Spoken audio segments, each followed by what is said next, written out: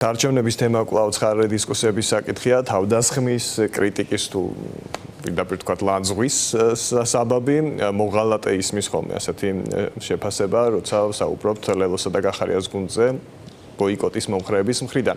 ნაწილი ამბობს, რომ მორატორიუმის გამოცხადებას აპირებენ და თავდასხმების ნაცვლად ფოკუსი უნდა გავასწოროთ ქართულ ოცნებაზე.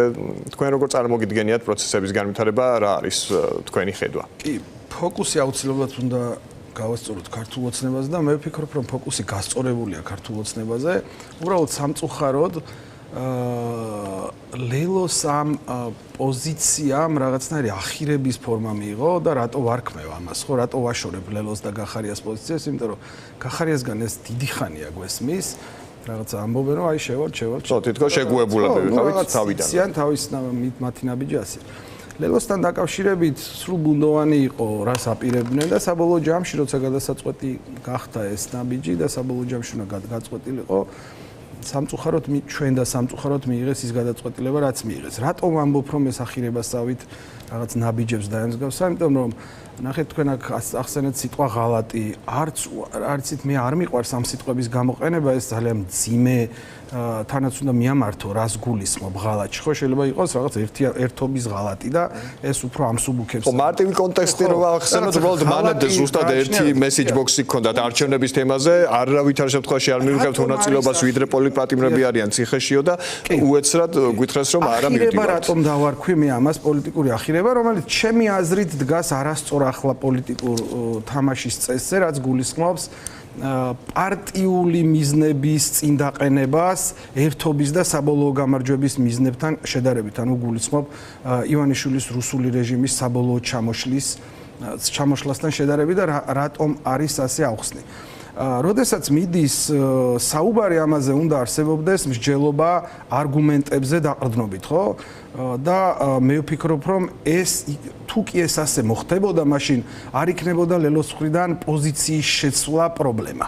თუ კი ისინი მკაფიოდ ნახავდნენ რა არგუმენტებია ერთ მხარეს და რა არგუმენტებია მეორე მხარეს, განსაკუთრებით ბოლო აი ამ დღეების განმავლობაში, მას შემდეგ რაც ევროპარლამენტმა მიიღო ის გადაწყვეტილება და თავს აღარ შეგაწყენთ ამ ჩამონათვალის გაკეთებისგან, ხო, თითქმის მივედით იქამდე, რომ ისინი ძალიან ხისტ პოლიტიკაზე გადადიან ქართულ ოცნებასთან მიმართებაში. რეჟიმი უწოდეს პირდაპირ. ანუ ერთი-ერთში დააჯდა, ამ სიტყვებს გამოვიყენებ, მოდი ერთი-ერთში პარალელური გახდა საქართველოში ქართველი ხალხისა და იმ პოლიტიკური პარტიების მოთხოვნები ევროპის და დასავლეთის მოთხოვნებს შორის ერთი-ერთში ერთნაირია, ხო?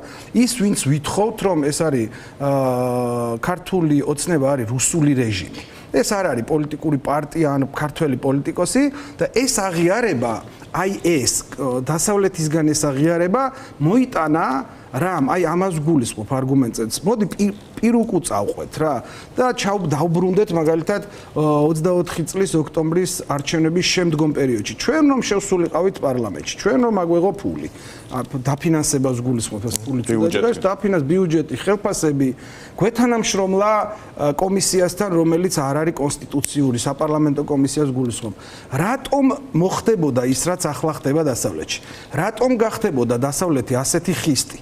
ნახეთ, წინა არჩევნებს გადავხედოთ, რატომ ვერ მოხერხდა მაშინ, ერთი რამ ვერ მოხერხდა ვერასდროს. არასდროს დაიჯერა ქართველი ხალხის უმრავლესობამ და დასავლეთმა, რომ ივანიშვილი არის რუსული რეჟიმი. ეს მიღწეული იქნა მხოლოდ და მხოლოდ ქართველი ხალხის აი ამ უპრეცედენტო ხისტი და პრინციპული ართამშრომლობის შედეგად. კი, ამას ლელო და გახარიაც აღიარებს, რომ ბოიკოტს შედეგი ჰქონდა, მაგრამ ახლა სხვა ფაზაში ვართ. რა ფაზაში? როგორ პირიქით, ახლა გადავდივართ აქტიურ და მე ვფიქრობ გადამწყვეტ ფაზაში, როდესაც მაქსიმალურად უნდა შევზღუდოთ. მაშინ რა, აი, ცოტა უტრირება რომ მოახდინო, ზარმაცები ხართო ბოიკოტის მომხრეებიო, ასე გეუბნებიან. ბოიკოტი ნიშნავს არაფრის კეთებასო და თუ არა არჩევნებში მონაწილეობა, მაშინ რა არის ეს ბოიკოტი და ახლა ამ ფაზაში რა შედეგის მომტანი შეიძლება იყოს? ეს არ არის ბოიკოტი. ეს არ არის ბოიკოტი. ბოიკოტი ნიშნავს რაღაც დონეზე სიტყვის ეტიმოლოგიაზე როგორც ჩანს მნიშვნელოვანია. ბოიკოტი რაღაც დონეზე იმ ინსტიტუციის აღიარებას გულისხმობს, რომელსაც შენ ეპაექრები. ეს ასე არ არის. ჩვენ არ ვაღიარებთ ამ ხელისუფლებას. უფრო მეცაც გეტყვი, ჩვენ მას უწოდებთ რუსულ რეჟიმს და თუ კი რუსულ რეჟიმს უწოდებთ ბოიკოტში, როგორ უნდა იყო, არ უნდა ითანამშრომლო მასთან. ამიტომ პირდაპირ მე გთხოვთ თქვენ პირდაპირ, რომ ბოიკოტსა და არ თანამშრომლობა შორის ტოლობის ნიშანს ნუ დავსვამთ. ეს არ არის ერთი და იგივე. მაგალითად, თუ მე ისტორიკოსი ვარ და ბოიკოტის შედეგებზე, ბოიკოტის მაგალითებზე შემიძლია ლაპარაკი, არ გავწდები საქართველოს ისტორიკოსებს კი არა ChatGPT-ს გქეხო. დიახ, არავის, ნუ ჩვენ ჩემოგჩა რაღაც ცოდნა და გამოცდილებაც. აი მაგალითად ზვიად გამსახურდიას პერიოდი. ზვიადის მოქმედება იყო დამყარებული ბოიკოტზე. ეს ასია და მორჩა. იმიტომ რომ რაღაც ლეგიტიმაცია მაშინდელ კომუნისტურ პარტიას ჰქონდა, ხო? ის იყო სისტემა და ამიტომ ეს იყო ბოიკოტი. ახლა ჩვენ ვამბობთ, რომ არანაირი ლეგიტიმაცია ქართულ ოცნებას არ აქვს. ისინი არ არსებობენ როგორც საქართველოს ლეგიტიმური ხელისუფლება და რა ბოიკოტზეა ლაპარაკი. აქ საუბარი არ თანამშრომლობა, რა თქმა უნდა. არ თანამშრომლობა, რომელმაც გამოიწვია და უფრო უნდა გავაღრმავოთ ამ არა ლეგიტიმური ხელისუფლების არ მინდა ამ სიტყვის მოხრჩობა, აი ამ სიტყვის პირდაპირ მნიშვნელობით. ისინი ვერ უნდა სუნთქავდნენ. ვერ უნდა ისუნთქონ საბოლოო ჯამში, ხო? აი ამ სისტემამ ისე უნდა შემოუჭიროთ ეს სალტე, რომ ვეღარ უნდა ისუნთქოს, ვეღარ უნდა გაძღოს. ხო, ჟანგბადი სულ უფრო მცირე დოზით მიეწოდება, ეს ფაქტია, სანქციები ძალიან ასუსტებს რეჟიმს. თანამშრომლობა და არჩევნების შესვლა ეს არის თანამშრომლობა.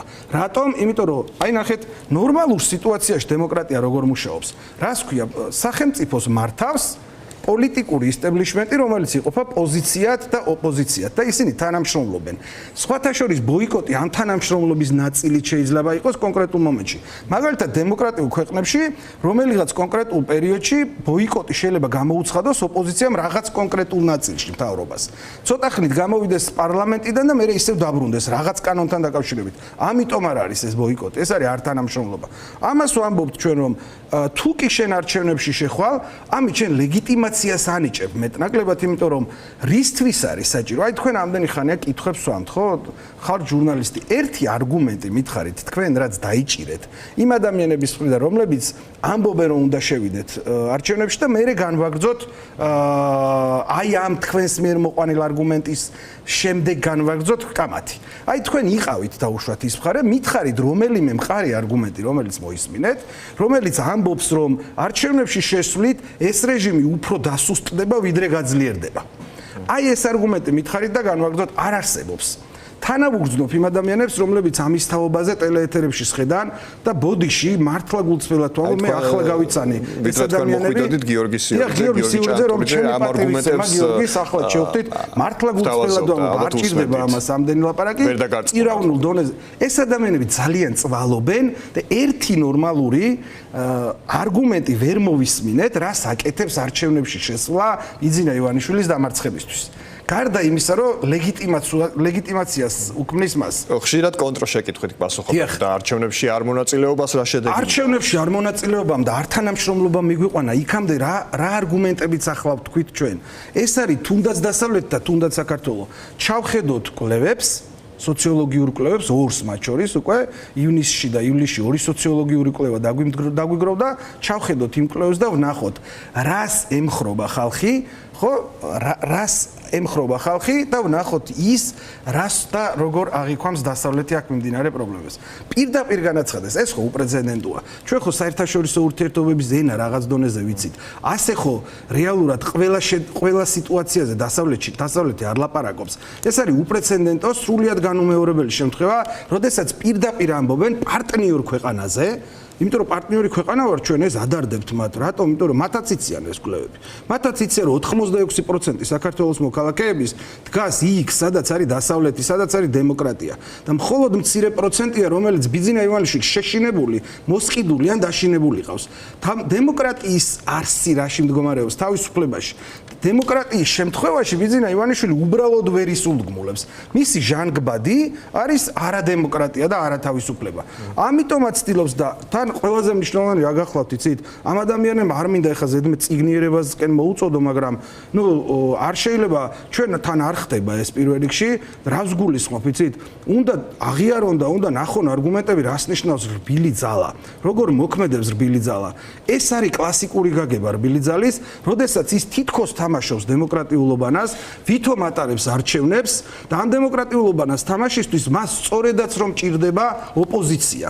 ანუ სისტემური ოპოზიცია. ამიტომ როდესაც რარჯის ლელოს და გახარიას გუნდს რომ ამაზე მიდიან. ხო, ერთადერთი რაც მე შემიძლია, ამიტომ არ მიყვარს სიტყვა ღალატის გამოყენება და კიდე ერთხელ დავაზუსტებ, მე ვფიქრობ რომ ღალატს თქვენს და ყველას მოუწოდებ რომ დააზუსტონ რის ღალატს გულისხმობენ ამ შემთხვევაში ეს არის ერთობის ღალატი არის ხო ეს ემოციურ დონეზე ღალატი ისმის მაგრამ პრაგმატულად როცა ვაფასებთ ამ ფაქტს ხშირად ამბობენ რომ პარტიული ვიწრო ინტერესები და დაწინაურება რეიტინგებში რა თქმა უნდა მეტი სხვა ახსნა ამას არ აქვს იმიტომ რომ მე იქ ხალხი ძალიან ჯერ ერთი მოდი ვნახოთ რა მიიღო თვითონ ლელო მაქიდან წამოვიდეთ რა არის თუ არა დღეს ის კოალიცია როგორ ფიქრობს ხალხი რიტორიკული იყოს თქვენთვის შეშეკითხვა ნუ დამიბრუნეთ პასუხს მე კითხვებს ვამ ხო არა მეც ახლა ლელო ვახსენებ ძლიერი საქართველოს ნახეთ არის თუ არა რატომ იმიტომ რომ მოკლედ ახსნა ჭირდება არის თუ არა შიგნით თუნდაც პარტიის შიგნით ერთსულოვნება იმ გადაწყვეტილებაში რომ ისინი უნდა შევიდნენ არჩევნებზე არა და ჩვენ ვნახეთ ადამიანები, რომლებიც იდეალურად მოიქცნენ, ჩემი აზრით, იდეალურად მოიქცნენ, იმიტომ რომ ამ ხალხის ამ პარტიის ლიდერები ციხეში შედან და მათ მხოლოდ პოლიტიკური თანამდებობები დატოვეს, რაც არის ძალიან სწორი, მაგრამ ხისტი და მკაფიო ნაბიჯი, რომ ისინი არ ეთანხმებიან არჩევნებში შესვლას. ამიტომ რა მივიღეთ ამ შემთხვევაში? მივიღეთ და ჩავხედოთ კვლევებს. მათ რეიტინგი ჩამოუვიდათ ქვემოთ. რატომ? იმიტომ რომ ესე იგი არ ესმით ქართველი ხალხის ვისი გულისთვისაც მუშაობენ და ყოველდღეს კვლევები არ ასახავს სრულსრულად, რადგან ჩატარდა ვიდრე გახდებოდა ლელოს პოზიცია ცნობილი თვალსაჩინო. ბოლო კვლევები მაინც კლება აქვს ზუსტად მაშინ, როდესაც ან ბუნდოვანი იყო მათი გადაწყვეტილება, ან კიდევ უпростоრად და მერე მცირე მონაკვეთი, როდესაც უკვე დაიწყეს ღიად შესვლასთან დაკავშირებით საუბარი. ამიტომ მე ვფიქრობ, რომ ეს არის არგუმენტები, ის არგუმენტები, რომელზე დაყრდნობითაც თუ კი გადაწყვეტილებებს მიიღებდნენ, ამ მიღებული გადაწყვეტილების შეცვლაც არ იქნებოდა პრობლემა, იმიტომ რომ ჩვენ არ მგონია რომ ვინმე საქართველოში ოპოზიციურ მხარეს გულისხმობ, თუნდაც ის 8 პარტია, რომელმაც ეს ერთობა შევქმნით, რომელიც მუდმივად შრომობთ იმისთვის, რომ ნახეთ აქ ითქვა თქვენს ეთერში, რომ აუცილებლად უნდა გაფართოვდეს რა ქვია, კუჩაში პროტესტი. რად უნდა ამას არჩევნებში შესვლა? 19-ში 19 საათზე არის საპროტესტო აქცია. მივიდეთ ყველა იქ. ღიად განვაცხოთ, ხალხი ხო ერთობას ითხოვს.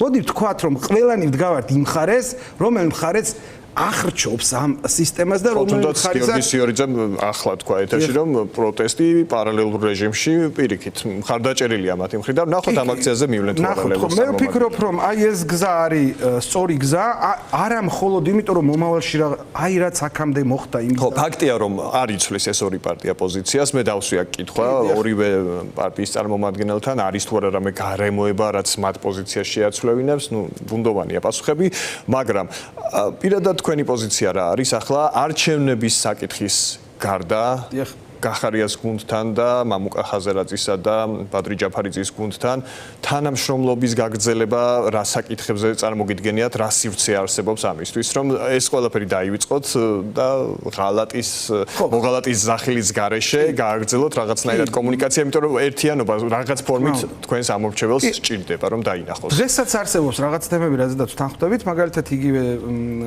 განაცხადი იმასთან დაკავშირებით რომ აუცილებელია გაფართოება საპროტესტო მუხტის და გაძლიერება ამ საპროტესტო მუხტის და ამ საკითხთან დაკავშირებით ჩვენ შეიძლება რომ ვითანამშრომლოთ ასევე ნებისმიერ საკითხზე რომელზედაც შემოგთავაზებენ და ჩვენ დავინახავთ რომ ეს დაანგრევს არგუმენტირებულ მსჯელობას დავინახავთ რომ ეს დაანგრევს ან დააზიანებს ქართულ ოცნებას ნებისმიერ საკითხზე ნებისმიერ პროდასავლურად მოაზროვნე ერთობასთან ადამიანთან პოლიტიკოსთან ჯგუფთან არ ვიცი ნებისმიერ ადამიანთან ღია ვართ ურთიერთობისთვის. ამიტომაც ვართ იმ ერთობის წევრი, ყოველთვის ვართ ჩვენ ერთობის წევრი, ყოველთვის. ნებისმიერი ფორმატის ერთობა დამისახელეთ, რომელშიც თანამშრომლობა არ დავიწყეთ, სანამ მან არ დაარღვია, იქ არ დაირღვა ის წითელი ხაზები, რომლის უკანაც ჩვენი პრინციპულობა დგას და რომელსაც ჩვენ ვხედავთ ერთადერთ სწორ გზად. მანამდე ყველა ერთობის მონაწილე ვიყავით და ყოველთვის მივდიოდით კომპრომისზეც, დათმობაზეც, აი იმ წითელი ხაზების ჩარჩოში. ამიტომ ნებისმიერი ამ ურთიერთობისთვის მზად ვართ. ჩვენი მიზანი არის ორი. ახალი არჩევნები, საპარლამენტო არჩევნები ახალ გარემოში და პოლიტპატიმრების გათავისუფლება. ამისთვის კიდევ ერთხელ ვიტყვი, რომ 19-ში, 19 საათზე უნივერსიტეტის ეზოში, რომელიც არის მნიშვნელოვანი ადგილი, საბჭოთა კავშირი სწორედ ამ უნივერსიტეტის ეზოში დაინგრა, აქედან დაიწყო ყველაფერი და აქ არის ყველაფერი დაწყებული, ამიტომ ბევრნი უნდა ვიყოთ, მათ შორის განსაკუთრებით მოუწოდებ უნივერსიტეტის სტუდენტებს და თანამშრომლებს, რომ ისინი იყვნენ როგორც მასპინძლები, ისე გზნობდნენ მინდა თავს, რომ ბევრნი ვიყოთ, მე თბილისის სახელმწიფო უნივერსიტეტის თანამშრომელი ვარ და ძალიან მინდა, რომ იქ რაღაც აი არ მე და ზედმეტი ხატო, მაგრამ ივანე ჯავახიშვილმა კარგად იგრძნოს თავი, რომ ეს ხალხი აგრძელებს იმას, რისი გულისთვისაც თბილისის სახელმწიფო უნივერსიტეტი დაარსდა. თავისუფლება, დამოუკიდებლობა, ადამიანის უფლებები და საქართველოს დასავლეთში. საქართველოს როგორც ევროკავშირის და როგორც ევროპის წევრი. ის რაც ქართულ ხალხს უნდა, ის რაც ჩვენს წინაპრებსაც უნდა, ილია ჭავჭავაძე იქნება ეს თუ ასე შემდეგ და რაც უნდა ჩვენს მომავალს ყველაზე მნიშვნელოვანი რაც არის. ძალიან დიდი მადლობა თქვენი ანალიზისთვის. ვანო წერეთელი იყო კოალიცია ცვლილებებისთვის წარმომადგენელი პარტია ახალი. მადლობა რომ მოხვედით.